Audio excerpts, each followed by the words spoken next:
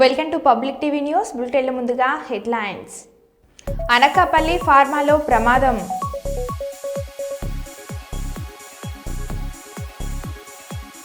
జూబ్లీహిల్స్లో మరోసారి ప్రోటోకాల్ విషయంలో గొడవ.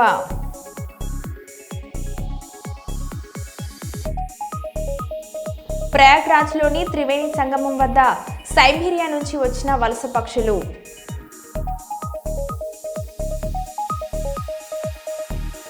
జర్నలిస్టులను కార్మికులుగా గుర్తించాలి, గుర్తింపు కార్డులు మంజూరు చేయాలి.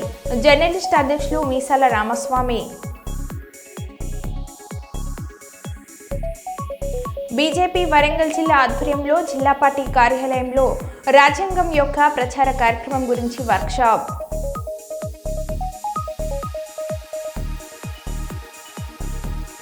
ఫిబ్రవరిలో జరిగే బడ్జెట్ సమావేశాల్లో ఆశాలకు ఫిక్స్డ్ వేతనం 18,000 రూపాయలు ఇవ్వాలని డిమాండ్.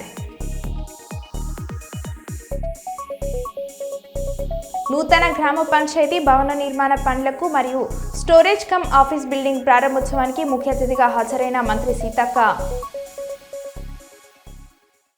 ఇక వివరాల్లోకి వెళ్తే, రాష్ట్రంలోని మహిళలు ఆర్థికంగా ఎదగడానికి ప్రభుత్వం ప్రత్యేక కార్యాచరణ రూపొందించిందని, మహిళా సంఘాల సభ్యులు అన్ని రంగాల్లో ఎదగడానికి ప్రభుత్వం కృషి చేస్తుందని మంత్రి సీతక్క అన్నారు. సోమవారం జిల్లా కేంద్రంలోని ఏరియా ఆసుపత్రిలో ఇందిరమ్మ మహిళా శక్తి క్యాంటీన్ను జిల్లా collector Divakara, TSP doctor Shabarish, అదనపు కలెక్టర్ సంపత్రావుతో కలిసి ప్రారంభించారు.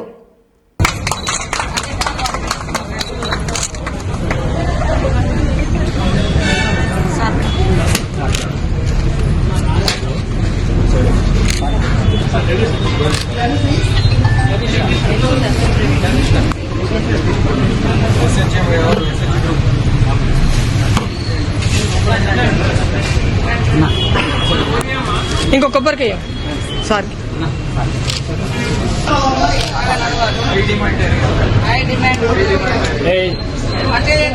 నువ్వు ఎందుకు ఎక్కడ పోతాను?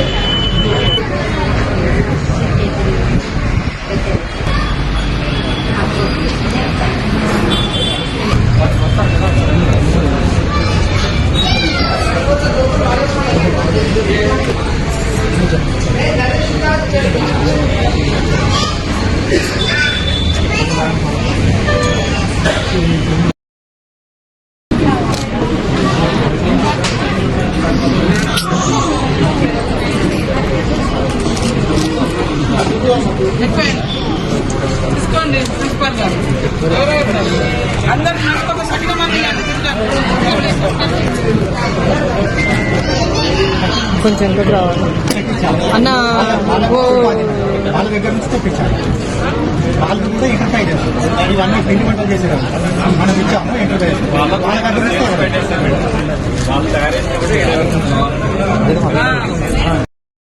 మా ములుగు జిల్లాలో ములుగు నియోజకవర్గంలో మరి మా మహిళా సంఘాల సభ్యురాళ్లకు హాస్పిటల్కి ఎదురుగా నేషనల్ హైవేకు ఆనుకొని ఇందిర మహిళా శక్తి క్యాంటీన్ ప్రారంభించడం జరిగింది.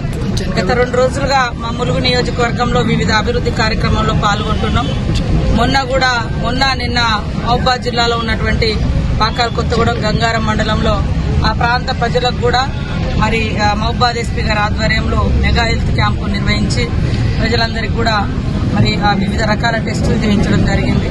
అదేవిధంగా అంతకుముందు రోజు కూడా వివిధ అభివృద్ధి కార్యక్రమాలను పాకాల కొత్తగూడెంలో నిర్వహించి అక్కడ గ్రీవెన్స్ చేయడం జరిగింది. ఈ రోజు మరి ఒక కార్పొరేట్ కంపెనీలకు కొన్ని ప్రైవేటు వ్యక్తులకు వాళ్ళకు ఉండే CSR ఫండ్స్ను కూడా ములుగు నియోజకవర్గానికి కేటాయించాలని చెప్పడంతో దాదాపుగా 2.5 కోట్లతోటి ఒక 8 గ్రామాల వరకు కూడా దత్తత తీసుకున్నారు. ఆ గ్రామాలలో కూడా ఈరోజు గోవింద్రపేటలో కొన్ని సైకిళ్ల పంపిణీ, తర్వాత ఇంకా కొన్ని ఊర్లలో కమ్యూనిటీ హాల్స్, వాటర్ ట్యాంక్స్, అక్కడ పబ్లిక్ అడిగినటువంటివి కూడా ఇవ్వడం జరుగుతుంది.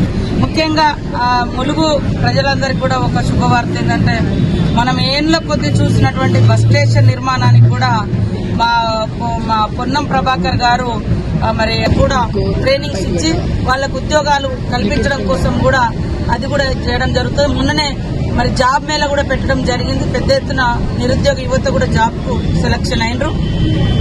ప్రభుత్వం ఇచ్చేటువంటి జాబ్స్, అదేవిధంగా ప్రైవేట్ రంగంలో రెండిట్లో కూడా యాక్టివ్ ఉండి పార్టిసిపేట్ చేయాలని కోరుకుంటూ మరి మా ములుగు నియోజకవర్గ అభివృద్ధిలో పాల్గొంటున్నటువంటి ప్రజాప్రతినిధులకు, ప్రజలకు, అధికారులకు, అధికార యంత్రాంగం, ప్రింట్, ఎలక్ట్రానిక్ మీడియాలలో పనిచేస్తున్న జర్నలిస్టులందరినీ కార్మికులుగా గుర్తించాలని, గుర్తింపు కార్డులు మంజూరు చేయాలని ఫోటో వీడియో జర్నలిస్ట్ అసోసియేషన్ జిల్లా అధ్యక్షులు మీసాల రామస్వామి కోరారు.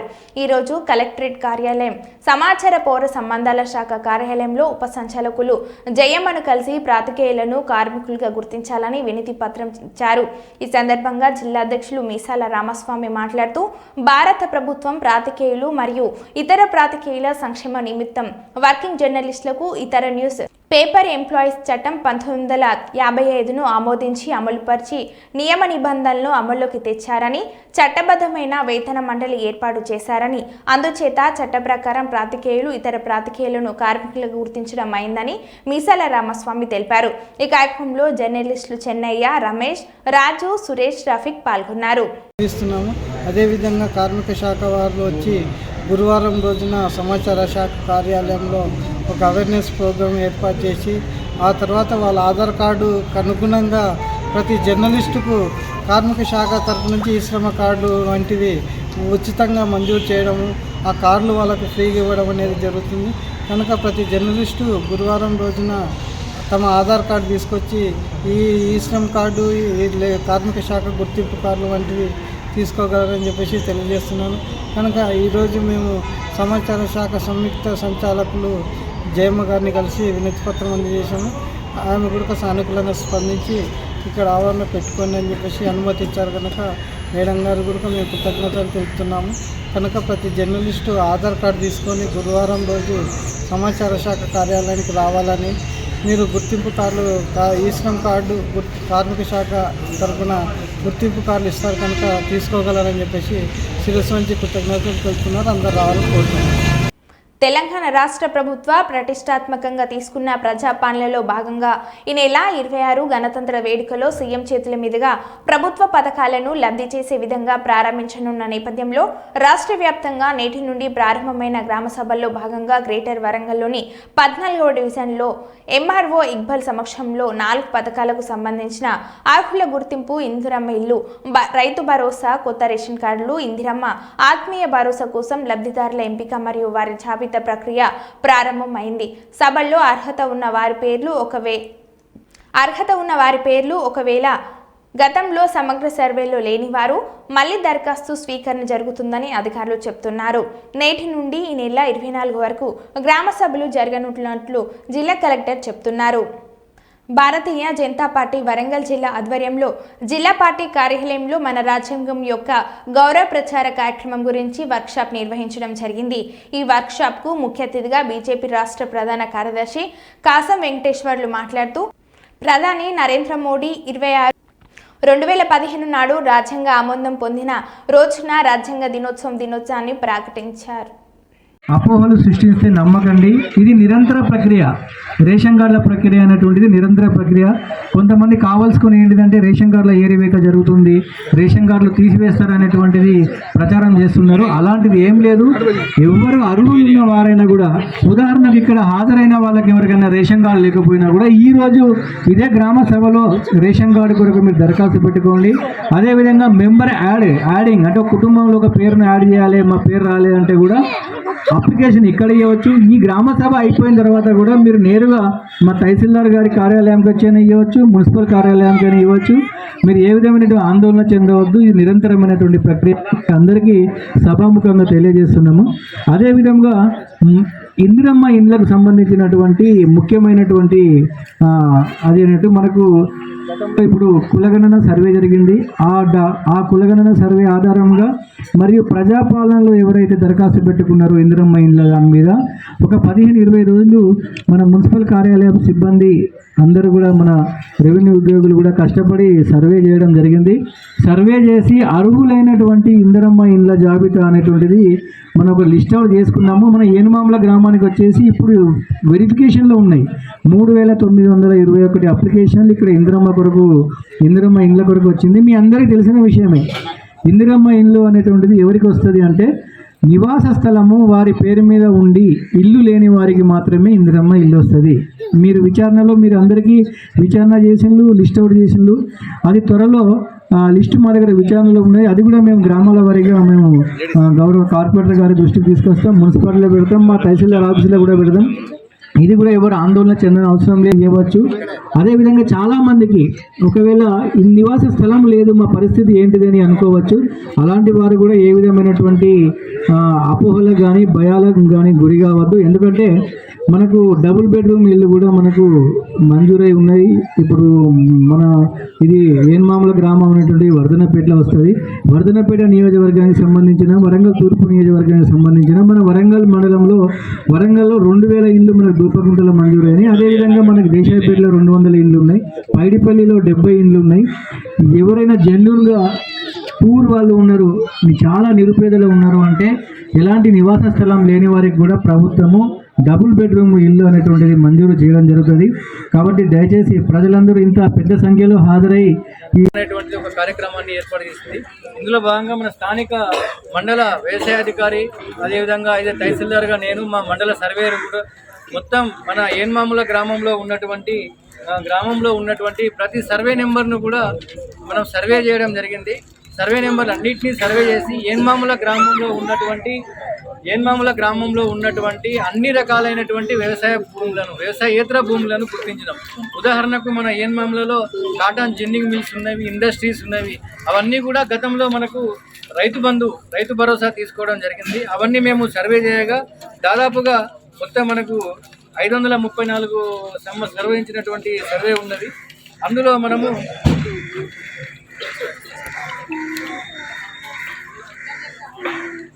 231 సర్వే సబ్ డివిజన్స్ను మనం ఐడెంటిఫై చేయడం జరిగింది. గతంలో ఈ 231 సర్వే సబ్ డివిజన్ కూడా రైతు భరోసా వేయడం జరిగినది. మొత్తం ఎక్స్టెంట్ వచ్చేసి 97 ఎకరాల వ్యవసాయ 97 ఎకరాల 31 ఆంధ్రప్రదేశ్ డిప్యూటీ సీఎంగా ఆ పదవికి వెన్న తెచ్చిన ఘనత నాయకుడు జనసేన పార్టీ అధినేత పవన్ కళ్యాణ్కు దక్కుతుందని డాక్టర్ బిఆర్ అంబేద్కర్ కోనసీమ జిల్లా అలమూరు మండల జనసేన పార్టీ నాయకుడు చింతలూరు సాగునీటి సంఘం అధ్యక్షులు గారపాటి శ్రీనివాస్ చౌదరి అన్నారు. ఆలమూరులో సోమవారం ఆయన మాట్లాడుతూ ఉమ్మడి కూటమి ప్రభుత్వంలో ఒకరే డిప్యూటీ సీఎం ఉంటారని ఉమ్మడి కూటమి నాయకులు గుర్తుపెట్టుకోవాలని అన్నారు. తెలుగుదేశం నాయకులు వైసీపీ వారి మాయ మాటల్లో పడకుండా జనసేన బీజేపీతో మరింత ఐక్యమత్యంగా ముందుకు సాగాలని కోరుకుంటూ ఉమ్మడి కూటమి ప్రభుత్వంలో డిప్యూటీ సీఎంగా పవన్ కళ్యాణ్ వారు ప్రజాసేవలో నీతి నిజాయితీగా ముందుకు సాగుతున్నారని, ఎప్పుడు ఎక్కడ అవినీతికి పాల్పడని గొప్ప నాయకుడు ఒక పవన్ కళ్యాణ్ మాత్రమే అని చెప్పారు. ప్రభుత్వం అనుకున్న ప్రకారం ఎన్డీఏలో సీఎంగా చంద్రబాబు, డిప్యూటీ సీఎంగా పవన్ కళ్యాణ్ కరెక్ట్గా ఇచ్చారు. ఈరోజు డిప్యూటీ సీఎం పదవికి వన్నె తెచ్చిన ఆయన పవన్ కళ్యాణ్ గారు, దాంట్లో ఏమైనా సందేహం లేదు. అయినా వైసీపీ వాళ్ళు ఏదైనా చెప్తే ఈ పక్కన పేటీఎం బ్యాచ్ ఎవరన్నా మాట్లాడుతున్నారేమో కానీ అస్సలు అటువంటి మాట ఏది కూడా బయట మాట్లాడకూడదు నా ఉద్దేశం. అయితే నేను ఒక గ్రామస్థాయి నుంచి మండల స్థాయి నాయకుని అవ్వచ్చు, కానీ ఈరోజు నియోజకవర్గ నాయకులు, పార్టీ నాయకులు బయటకు వచ్చి టీవీల్లోనూ బయట కూడా ఇష్టం వచ్చినట్టు మాట్లాడుతున్నారు. డిప్యూటీ సీఎం వస్తేనే ప్రజలకే ఉపకారం చేస్తారా లేకపోతే చేయలేరా? ఆయనకు ఒక మంత్రి పదవి ఉంది, ఆ మంత్రి పదవికి ఆయన న్యాయం చేస్తున్నాడు లోకేష్ గారు. అలాగే ఉప ముఖ్యమంత్రి పదవికి పవన్ కళ్యాణ్ గారు నిస్వార్థంగా సేవ చేస్తున్నారు. అలాగే సీఎం పదవికి చంద్రబాబు నాయుడు గారు సేవ చేస్తున్నారు. అనుభవం ఉన్న నాయకుడిలో పనిచేయడం చాలా మంచిదని పవన్ కళ్యాణ్ గారు చాలాసార్లు చెప్పారు. అదే మాట ప్రజలు కూడా అనుకుంటున్నారు. అందుచేత ఏమిటంటే ఈ వైసీపీ లాగా నలుగురు డిప్యూటీ సీఎంలో 4 రాజధానులు ఉండవు. ఇది కూటమి ప్రభుత్వం. ఒకవేళ ఎమ్మెల్యే స్థాయి నాయకులు కానీ ఇటువంటి వాటి గురించి అసలు మాట్లాడకూడదని నా విన్నపం. ఎందుచేతంటే వాటి గురించి చర్చించుకునే అవకాశం కూడా ఎదుటివాడికి ఇవ్వకూడదు. ఎదుటివాడికి చర్చించే అవకాశం ఇస్తే వాడు ఇంకోటి పెడతాడు. ఈ రోజు అప్పుడే 4 రోజుల నుంచి ట్రోల్ అయిపోతుంది ప్రతి టీవీ ఛానల్లోనూ.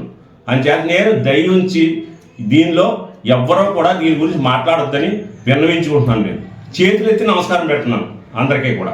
ఎందుచేతంటే మనం ఇలాగ 15 సంవత్సరాలు 20 సంవత్సరాలు ఇలా కంటిన్యూ అయితేనే రాష్ట్రం బాగుపడుతుంది. రాష్ట్రం బాగుంటేనే మనం బాగుంటాం. అది ఒకటి అందరూ గుర్తించుకుని, అలాగే ఇప్పుడు జనసేన ఉంది.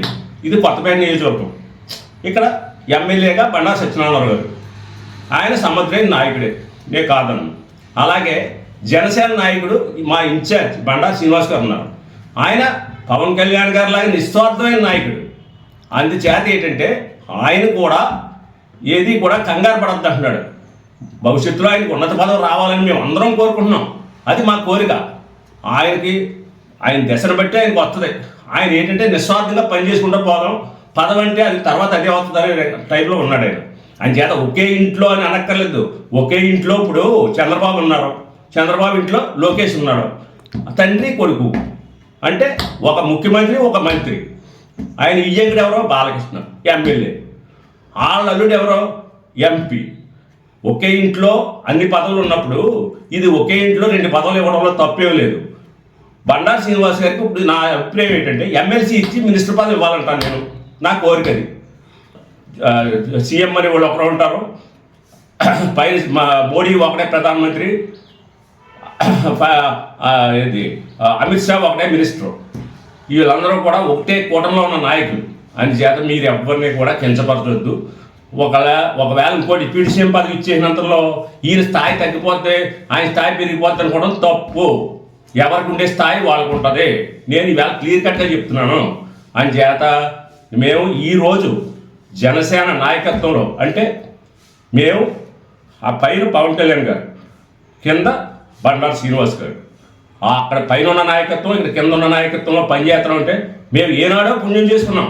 అందుచేత ఏంటంటే మాకు ఇది చాలు. అందుచేత ఇంతకన్నా మాకు ఎక్కువ పదవులు ఇచ్చేస్తారు అనుకుంటారే కాదు. మా బండారు శ్రీనివాస్ గారికి పదవి రావాలని మేము అంతా కోరుకుంటున్నాం. ఆయన దేవుడి దేవాలని పదవి ఇచ్చేస్తే అంతకన్నా మాకు ఇంకేం అక్కర్లేదు. నేను క్లియర్గా చెప్తున్నాను. అందుచేత దయ ఉంచి ఎవరో కూడా ఈ రోజు నుంచి ట్రోలింగ్ చేయకుండా ఉంటారు. డిప్యూటీ సీఎం అనే పదవి మీరు ఆ పదాన్నే తీసేయండి. ఎంచేతంటే ఒక ముఖ్యమంత్రి ఉంటాడు, ఒక ఉప ముఖ్యమంత్రి ఉంటాడు. అంతేగాని వైసీపీ లాగా 4 ఉప ముఖ్యమంత్రులు 4 రాజధానులు ఎక్కడా చరిత్రలో లేవు. అంచేత మీరు జాగ్రత్తగా ఆలోచించుకుని ప్రమాదాల బారిన పడకుండా ఎంతో విలువైన ప్రాణాలను కాపాడుకునేందుకు వాహనాలు నడిపే సమయంలో ప్రతి ఒక్కరు విధిగా హెల్మెట్, సీటు బెల్ట్ ధరించాలని మంత్రి సీతక్క సూచించారు. నిర్లక్ష్యం, బాధ్యత రాహిత్యం కారణంగా రోడ్డు ప్రమాదాలు చోటు చేసుకుని ఎంతో మంది నిండు ప్రాణాలను కోల్పోతున్నారని ఆవేదన వ్యక్తం చేశారు. జాతీయ రోడ్డు భద్రత మాసోత్సవాలు పురస్కరించుకొని జిల్లా రవాణా శాఖ ఆధ్వర్యంలో సోమవారం జిల్లా కేంద్రంలోని రవాణా శాఖ కార్యాలయంలో శిరస్త్రాణం ధరించాల్సిన ఆవశ్యకతపై ప్రజల్లో అవగాహన పెంపొందించేందుకు చేపట్టిన కార్యక్రమంలో మంత్రి సీతక్క, జిల్లా కలెక్టర్ దివాకర్ టిఎస్, గ్రంథాలయ సంస్థ చైర్మన్ రవిచందర్తో కలిసి హెల్మెట్లను పంపిణీ చేశారు.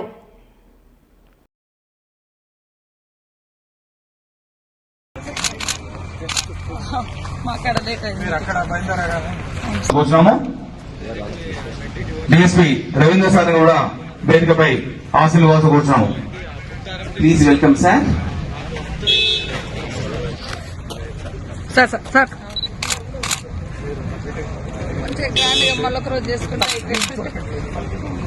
కలెక్టర్ గారికి ఏవిఎన్ గారు భోజనం చేయాల్సి కూర్చున్నాం.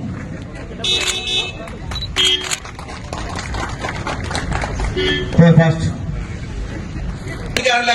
నా మధుర హృదయ నమస్సుమానులు తెలియజేసుకుంటూ అన్ని ధరింపజేసుకోవడం మానవ ధర్మం. ధర్మ అర్థ కామ మోక్షాలను తెలియపేశాలకు లోనై ఆవేశానికి అడ్రస్ గా మారి శాంతానికి స్థానము లేక సందర్భంగా మరి ములుగులో ఈ యొక్క కార్యక్రమాన్ని నిర్వహిస్తున్నటువంటి ఆర్టీఏ శ్రీనివాసరావు గారికి, వేదిక మీద ఉన్నటువంటి కలెక్టర్ గారికి, డిఎస్పీ గారికి, చందర్ గారికి, అశోక్ గారికి, ఆర్టీఏ మా సోదరుడు నూతనంగా ఎన్నిక చేయబడ్డటువంటి శ్రీనివాస్ గారికి, అదేవిధంగా చాలా మైండ్ వేగంగా పరిగెడుతుంది. ఎందుకంటే పనుల ఒత్తిడి కావచ్చు, వెళ్ళాలనే తపన కావచ్చు, కానీ మన మైండ్ స్పీడ్ను మన చేతిలో ఉన్న బండిని కూడా అదే స్పీడ్గా చేస్తే మన జీవితాలే ఒక్కొక్కసారి కనుమరుగయ్యే పరిస్థితి ఉంటుంది, తలకిందులయ్యే పరిస్థితి ఏర్పడుతుంది. కాబట్టి ఒక సూత్రం కూడా ఉంటుంది ఒక జీవితంలో క్రమశిక్షణకు సంబంధించి. కళ్ళు పోయిన ప్రతి దగ్గరికి మనసు పోకూడదు, మనసు పోయిన దగ్గరికి మనసు పోకూడదు అని. అట్లనే మరి మన పని ఒత్తిడిని బట్టి దాన్ని ఉరికి పోతుంటే ఖచ్చితంగా మన ఒక్కొక్కసారి రోడ్డు మీద పోతుంటే మన ముందేం కనపడదు, వెళ్ళాలనిపిస్తా అంటే వెళ్తా ఉండదు. సడన్ గా ఎవరో ఒకరు వస్తారు, వచ్చినప్పుడు మన చేతిలో ఉండదు, మనం బలైపోతాం. అమాయకంగా పాపం వాళ్ళ దారిలో వాళ్ళు పోతుంటే కూడా బలైపోతాం. ఈ నాకు ఒక ఉదాహరణ, గతంలో చాలా యాక్సిడెంట్లు జరిగినాయి నాకు కూడా. మేము కూడా అప్పుడు 2009లో ములుగు నుంచి హడావుడిగా హైదరాబాద్ పోతుంటే ఇక్కడ ఒక ప్రతిజ్ఞ లాగా చేసుకోవాలి. మీరు కూడా అవేర్నెస్ పెట్టాలి, ఆటో డ్రైవర్లతోటి కానీ లేదా బస్ డ్రైవర్స్ తోటి కానీ. అమలా అందరూ రోడ్ ఎక్కే ప్రతి వాహనదారులకు అవగాహన ఉండాలి. రోడ్ ఎక్కగానే ఎలాంటి రూల్స్ పాటించాలి, ఎలాంటి నియమ నిబంధనలు పాటించాలి, ఇవన్నీ కూడా మనం చూడాలి. మన తప్పుకు కూడా ఇతరులు బలవుతారు. మొన్న 2-3 పోలీసులకు కూడా గాయాలై కుట్లు పడ్డాయి. డ్రైవింగ్ చేసిన ఆయన ప్రాణం పోయింది, ఇటు వీళ్లకు దెబ్బలు తగిలినాయి. అంటే వాళ్ళకి సంబంధం లేదు, ఇక్కడెక్కడో పక్కన నిలబడ్డారు, ఆయన చిటుకు ఉద్దేశింది. ఇట్లాంటివన్నీ కూడా అవుతున్నాయి. మన రోడ్ల మీద చూస్తుంటే ఆ బండి పోతుంటది, సడన్ గా ఇంకోరు వస్తారు, ఒకదాన్ని యాక్సిడెంట్ అయితే 4 బండ్లకు ఎఫెక్ట్ అవుతా ఉంటది. ఇట్లాంటివి కూడా ఉంటాయి. తర్వాత బండి మీద కూడా ఖచ్చితంగా 2 కంటే ఎక్కువ ఉండకూడదు. డ్రింక్ అనేది అసలే చేయకూడదు. ఫోన్లు మాట్లాడకూడదు. ఫోన్లలో ఎక్కువ సెల్ ఫోన్ తోటి, ఈ ఫోన్లతోటి కూడా ఇబ్బంది అవుతా ఉంటది. మీరు సడన్ గా డ్రైవ్ చేస్తా అంటే స్పీడ్ లో ఉంటారు, ఏదో సడన్ గా మ్యాటర్ వస్తుంది, అవునా అని ఇట్లా షాక్ అయ్యే వార్త ఉంటది. ఇట్లాంటి టైంలో కూడా ఇబ్బంది అవుతుంది. ఖచ్చితంగా ఫోన్ వస్తే బ్రేక్ చేసుకొని అది లిఫ్ట్ చేసి మాట్లాడి మళ్ళీ స్టార్ట్. ఏం కాదు, ఒక అర్ధ గంట లేట్ అవుతుంది, ఒక 10 నిమిషాలు లేట్ అవుతుంది, అంతే తప్ప ప్రాణాన్ని పొడగొట్టుకునేంత పెట్టాల్సినంత అవసరం ఉండదు. కాబట్టి ప్రతి ఒక్కరు కూడా మరి ఈ రోడ్డు భద్రతా వారోత్సవాల సందర్భంగా, మాసోత్సవాల సందర్భంగా ప్రతి ఒక్కరు కూడా ఇంకో నలుగురికి తెలియజేయాలి.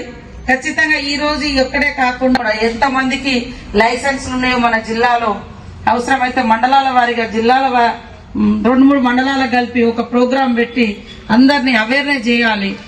లైఫ్ మీద నమ్మకం. కాకినాడ జిల్లా ప్రతిపాడు నియోజకవర్గం రౌతులపూడి మండలం ముల్గపూడి గ్రామంలో ఇటీవల సంభవించిన అగ్ని ప్రమాదం వల్ల నష్టపోయిన బాధితులకు మండల బీజేపీ అధ్యక్షుడు లడుగు శ్రీనివాస్ మరియు జనసేన పార్టీ నాయకులు కొర్రపోలు నానాజీ, కొర్రపోలు బాబ్జీ ఆర్థిక సహాయాన్ని అందించారు. బాధిత కుటుంబానికి నగదు సహాయం మరియు బియ్యం బస్తాలు అందజేస్తూ ఆయా కుటుంబానికి అన్ని విధాలుగా ఉండగా ఉంటామని భరోసానిచ్చారు. ఈ కార్యక్రమంలో లవుడు సత్యనారాయణ, రుత్తాల రమేష్, సురేష్, యామల చిన్నయ్య, కొర్రపొలు వీరబాబు, రామ్ కుమార్ మరియు కూటమి కార్యకర్తలు పాల్గొన్నారు.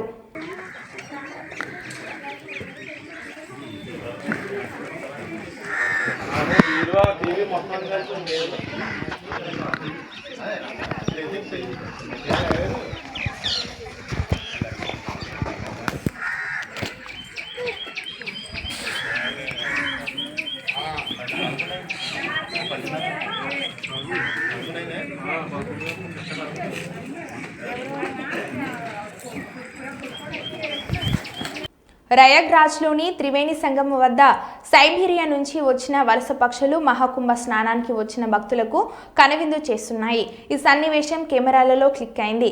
సైబీరియాలో వాతావరణ మార్పులతో పక్షులు శీతాకాలం నుండి ఇక్కడికి వస్తుంటాయి.